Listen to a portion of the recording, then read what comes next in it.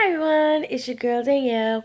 Um, this is going to be a pretty short episode. I don't really want to take up too much time because it's 11 o'clock in the morning, and I have to be to work at 4. So I'm gonna want to sleep in like the next 30 minutes. But I want to do a quick vlog on my pregnancy. The last time I vlogged, I was 9 weeks pregnant, and it took me forever to put that video up. I'm sorry. But right now I am 15 weeks and 4 days, 15 weeks and 3 days, something like that. So I'm officially in my second trimester, and sorry it's so dark, y'all, but it's really cloudy outside. And so far I feel great in my second trimester. I'm still tired, so I'm still trying to relax as much as possible. But the nausea has ceased, and I am so happy that I'm feeling better, because the nausea was the nausea and the fatigue were the biggest things that really was difficult for me in my first trimester. I mean, all I was doing was sleeping and eating, and going to sleep. And eating was like maybe like once or twice a day because I just had absolutely no appetite. But now it's like I'm not always hungry, but I can actually eat now. So, and I have an appetite for like fruits and vegetables and like good carbs and stuff like that. So I'm not really craving like sweets or anything like that. I'm more so craving like apples and peanut butter and jelly and cranberry juice and water with like lemon in it or something like so. So over the last like 5 or 6 weeks since the last time I vlogged, not too much has changed. I mean, my belly is like much bigger. Like my belly button is about to start sticking out. So baby is growing. And something else really big that happened was that my work schedule got changed. So if you don't know, I'm in the military. I've been in for about 4 years. I'm in the Army, and I was working overnight. I work at a hospital, and was working overnight on inpatient psychiatry. And if you know anything about inpatient psychiatry, you know you have patients who are suicidal, homicidal, psychotic, delusional, and it's just not a good working environment for a pregnant woman because, one, I can't, if somebody is combative or hostile, I can't take them down because obviously I can get hurt, and so luckily my job is very, very supportive of me. I think me being a little bit higher in rank helps out a lot, although I feel like they should be like this with every soldier. But normally what happens is if a soldier gets pregnant, once she reaches about 3 months, they'll send her off of the unit until she gives birth and comes back from maternity leave, and then they will bring her back. But for me, because of my rank and stuff like that, and there's not many of us who there's one, I'm the only female NCO, and two, there's only like three other NCOs on the floor. So the soldiers really wanted me to stay. Like they were like, no, don't go, please. There's a way you can stay. And so I felt really bad. And the leadership felt really bad because I did literally just get there. I mean, I got there in October and found out I was pregnant in December. So so I didn't want to leave, but part of me did want to leave because I just knew that it would be safer for me. But what they did instead was it's not necessarily a promotion, but they took me off of working with patients. So instead of working with patients, I normally sit in an office on the floor, and I kind of serve in like an administrative position, so that I'm not, face to face with patients. I still go out and work with patients because some of the patients that we have been there a while. So, they know me, they trust me, and I know them and I trust them. And so like, if they need assistance or anything like that, I'm not just the type of person who's just going to sit in the office and, while they need assistance with something. So, although I am in the office doing administrative stuff a majority of my shift, I I do go out and I make sure that they're good, or I'll watch the front desk with them, or I'll just go hang out with the soldiers and the nurses. And honestly, all of the staff, like, are so supportive, especially the shift I used to work. Oh my gosh, I love them so much. They actually work tonight and I can't wait to see them. I haven't seen them in like a week.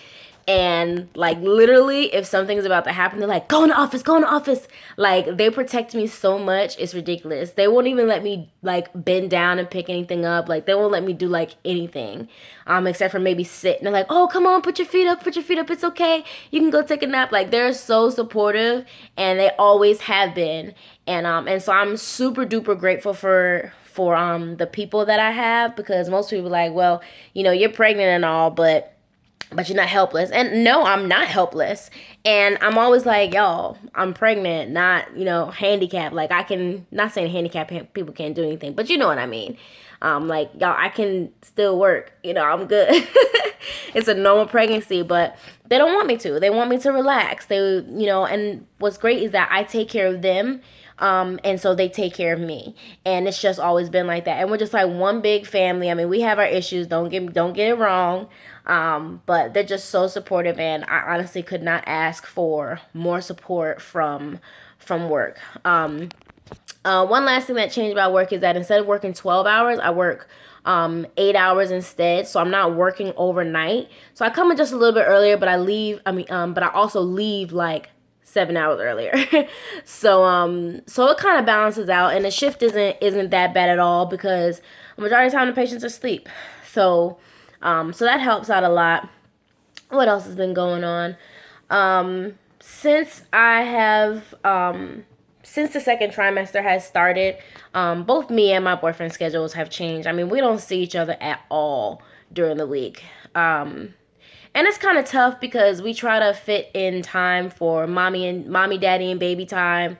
Like, we read to the baby, or we listen to the baby's heartbeat, or he talks to my belly. But really, we only have like maybe 30 to 45 minutes of each other's time before you know, I'm out the door. So he goes to work at 5, and he doesn't come back until like 3 or 4. About 2 or 3. And I have to leave at 3, like 3:15, 3:30. So he comes in, hey babe, how you doing? How's work? And I'm getting ready. He puts my boots on. We like kiss for a minute, and then I'm out the door. And then I come home late, and of course he has to go to work so early that he's asleep by the time I come home. So, but we try to fit in time whenever we do have time. Like, we're always together whenever we do have that time, so that it's not so stressful on our relationship as much as it probably should be. And so just being on a like good schedule is kind of like what I've learned. It's more consistent now. So I'm happy about that. Other than that, nothing too major has been going on. I was supposed to have a pregnancy massage on last Monday, and it snowed. So it got canceled, and I was very upset because my back was hurting so bad. So it got canceled, and so it's rescheduled for this weekend. So I'm going to go to that, and I'll vlog about that, let you guys know how either amazing or awkward it was, because I can't lay on my belly. So this will be very interesting to see how they do this pregnancy massage. And what else? Oh, we went to North Carolina to visit his family this weekend. And oh my gosh. I mean, I'm carrying their 3rd grandchild. They have 2 boys, but they haven't had a baby in like 15, 16, 17 years. And so my mother-in-law, she took me around, was like, this is my future daughter-in-law. She's carrying my grandbaby, like just so proud. All they wanted to do was feed me, and if I wasn't feeling well, they would comfort me and love on me and stuff like that. So everything's been really good. I really can't complain about anything. My boyfriend is still super supportive. Things with my family have gotten better because they were a little strained at first because I'm the only. So, everybody wants to have control over my life, and I'm like, it's not happening that way at all.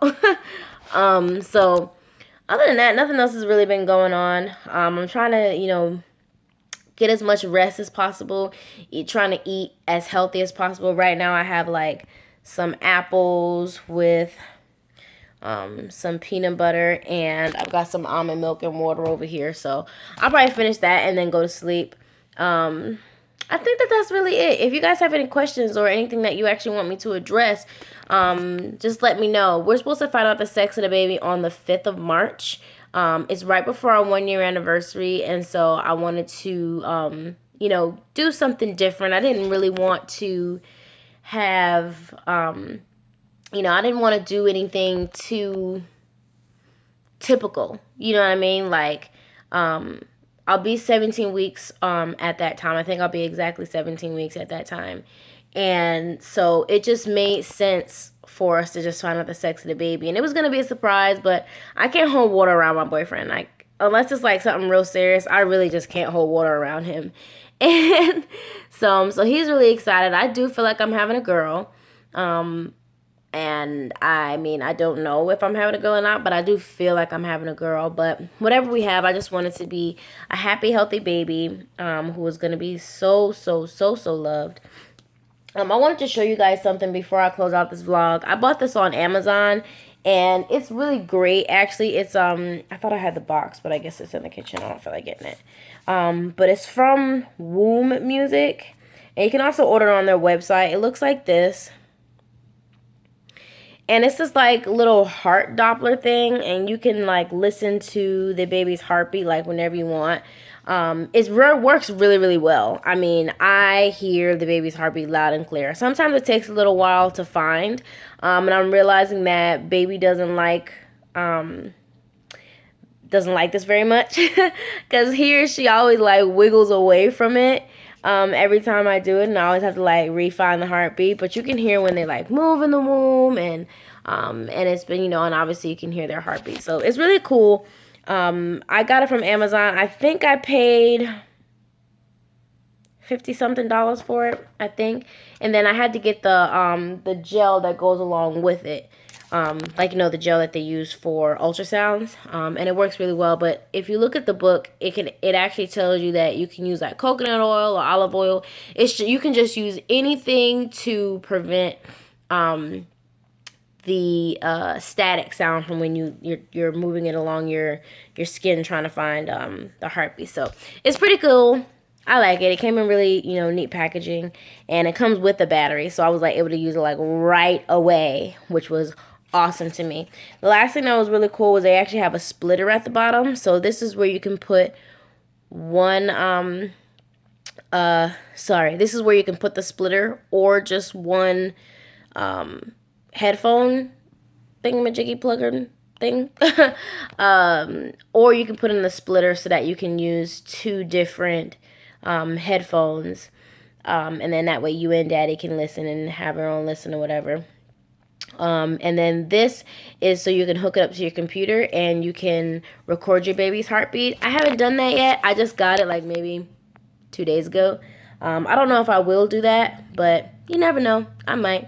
But I think that's it. I hope you guys enjoyed this video. If there's any questions that you want me to attack or talk about and stuff like that, just let me know in the comments below. I know that this was kind of a vlog that was like all over the place, but I realized I hadn't vlogged in 6 weeks, and this was something that I really wanted to do because I love watching the other pregnancy vlogs. I love watching the birth and delivery vlogs and labor vlogs and stuff like that, and family vlogs.